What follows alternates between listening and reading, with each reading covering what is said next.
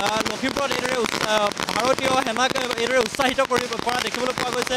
লখিমপুৰৰ এয়া বিজেপি কৰ্মীসকলে এইদৰে আতচবাজিৰে তেওঁলোকে ফূৰ্তি কৰা পৰিলক্ষিত হৈছে। আমি সমগ্ৰ পৰিৱেশ দেখাবলৈ যত্ন কৰিছোঁ।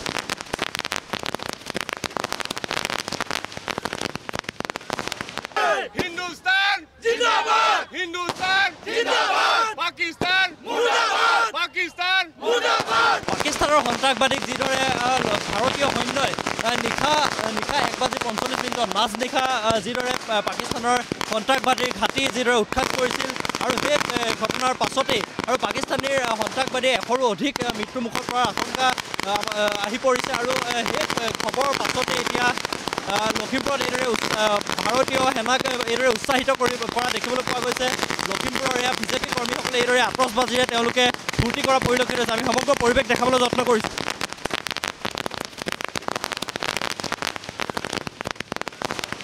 আমি সমগ্ৰ পৰিৱেশ দেখাবলৈ যত্ন কৰিছোঁ আৰু সকলোৱে এইদৰে আনন্দ উল্লাস কৰা দেখিবলৈ পোৱা গৈছে। যি পাকিস্তানৰ 100ৰো অধিক সন্ত্ৰাসবাদী মৃত্যুমুখত পৰা খবৰ আহি পৰিছে। ইয়াৰ পিছতে এইদৰে লখিমপুৰত বোলে আনন্দ উল্লাস কৰা পৰিলক্ষিত হৈছে।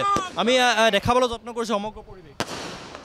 भारत माता की जय, भारत माता की जय, भारत माता की जय, वंदे मातरम। হয়, আমি কথা পাতিবলৈ যত্ন কৰিম পোনে পোনে। খুব গৌৰৱৰ কথা, ভাৰতীয় সেনাই পাকিস্তানৰ ভিতৰত সোমাই পাকিস্তানৰ সন্ত্ৰাসবাদীৰ ঘাটিৰ ওপৰত যি আক্ৰমণ চলালে, এই আক্ৰমণৰ দ্বাৰা এটা কথা বুজাই দিলে যে ভৱিষ্যতে পাকিস্তানে এনেকুৱা কাম যদি কৰে, আকৌ পুনৰাবৃত্তি কৰে, তেতিয়াহ'লে ভাৰত কোনো কাৰণত বহি নাথাকে। আৰু এয়াই নহয়, আৰু এই ভৱিষ্যতে এইকেইদিনত আমি সেনাৰ পৰা আশা কৰিছোঁ যে পাকিস্তানৰ যিমান সামৰিক ঘাটি আছে সকলো সামৰিক ঘাটি যাতে ধ্বংস কৰি পেলায় আৰু আমাৰ ভাৰতৰ নাগৰিকক সুৰক্ষা প্ৰদান কৰাৰ ক্ষেত্ৰত সেনাই লোৱা এই পদক্ষেপক আমি ধন্যবাদ জনাইছোঁ আৰু আমি প্ৰধানমন্ত্ৰী মোদী ডাঙৰীয়াক ধন্যবাদ জনাইছোঁ। প্ৰথমতে ভাৰতীয় জনতা পাৰ্টি লখিমপুৰ জিলা সমিতিৰ ফালৰ পৰা আমি ভাৰত চৰকাৰৰ লগতে সেনাবাহিনীক আমি ধন্যবাদ জনাইছোঁ যে পাকিস্তানৰ সন্ত্ৰাসবাদীয়ে যি ভাৰতবৰ্ষৰ নাগৰিকক যি আক্ৰমণ কৰিলে, আক্ৰমণৰ প্ৰতিবাদত যিখিনি ভাৰতবৰ্ষৰ ভাৰত চৰকাৰে যিখিনি উচিত প্ৰত্যুত্তৰ দিছে তাৰ বাবে আমি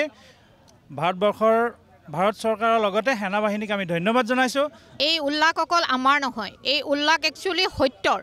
যি সন্ত্ৰাসবাদীৰ আক্ৰমণত নিৰ্দোষী আমাৰ ভাৰতীয়ৰ জীৱন প্ৰাণ আহুতি দিব লগা হ'ল, সেইসকলৰ আত্মাও কিজানি আজি শান্তি পাব।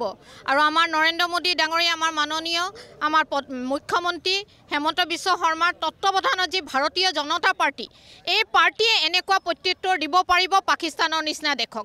অকল এইটো আমাৰ ভাৰতবৰ্ষৰ কাৰণে বিজয়ৰ উল্লাস নহয়, গোটেই বিশ্বৰ কাৰণে এইটো বিজয়ৰ উল্লাস।